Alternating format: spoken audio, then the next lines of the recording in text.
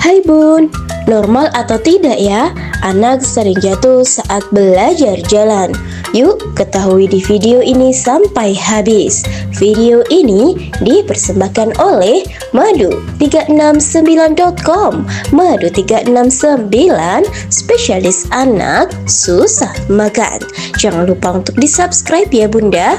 Kami ucapkan terima kasih untuk yang sudah subscribe. Kami doakan semoga rezekinya lancar dan sehat selalu. Anak sering jatuh saat berjalan bisa menjadi kekhawatiran bagi banyak orang tua.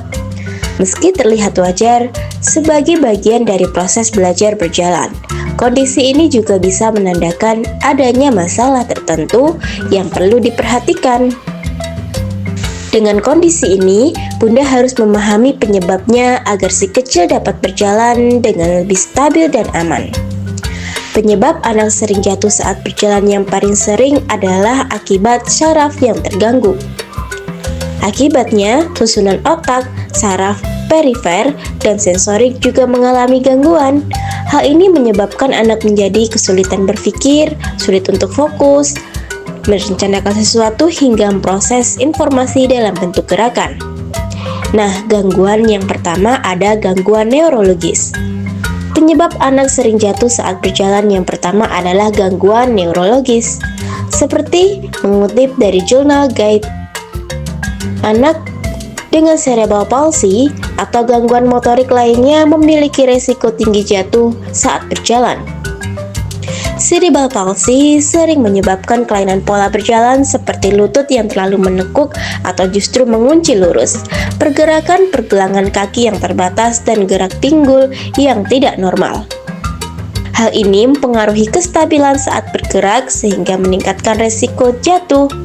Yang kedua, perkembangan motorik dan pengendalian gerak.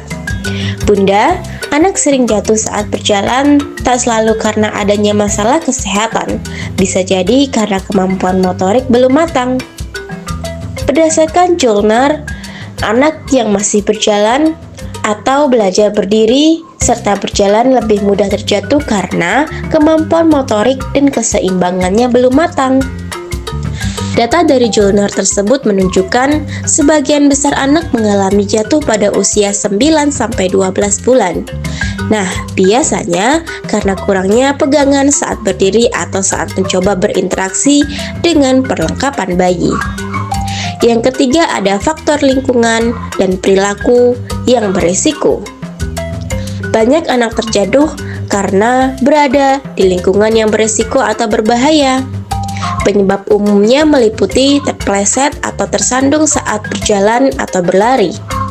Selain itu, bisa juga jatuh dari kursi bayi, peralatan bermain, furniture, tangga, atau terjatuh saat digendong. Sebagian besar jatuh terjadi dari ketinggian rendah, kurang dari 1 meter, namun tetap dapat menyebabkan cedera.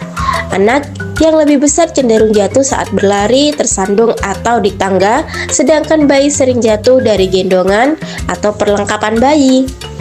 Keempat, ada aktivitas ganda. Anak sering jatuh saat berjalan juga bisa karena si kecil melakukan aktivitas yang ganda. Saat anak berjalan sambil terdistraksi atau melakukan aktivitas lain, keseimbangan langkah bisa terganggu. Hal ini membuat anak lebih mudah jatuh, terutama bagi yang memiliki kondisi seperti cerebral palsy. Yang kelima, masalah otot, tulang, dan gerak tubuh. Berdasarkan International Journal of Rare, keterbatasan gerak atau masalah pada otot dan tulang juga dapat meningkatkan resiko jatuh. Kondisi ini lebih sering terjadi pada anak atau remaja dengan disabilitas yang mempengaruhi kemampuan mereka bergerak dengan stabil. Jadi, Bunda, anak yang sering terjatuh bisa karena kemampuan motorik atau keseimbangan yang belum matang atau terganggu.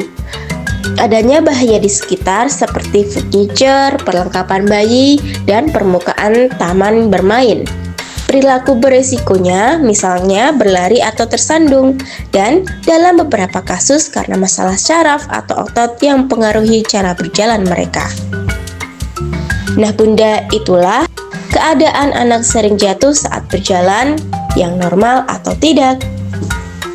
Namun apabila Bunda punya masalah anak susah makan, Bunda bisa berikan madu 369 yang terkenal dapat menambah nafsu makan dan berat badan anak dengan cepat. Rasanya manis, enak, dan anak pasti suka. Cocok untuk anak usia 1 sampai 15 tahun. Bunda bisa beli di website resmi www.madu369.com atau WhatsApp admin pada nomor tertera. Semoga informasi ini bermanfaat serta kami doakan semoga sehat selalu untuk putra dan putri Bunda. Salam sehat dan salam lahap.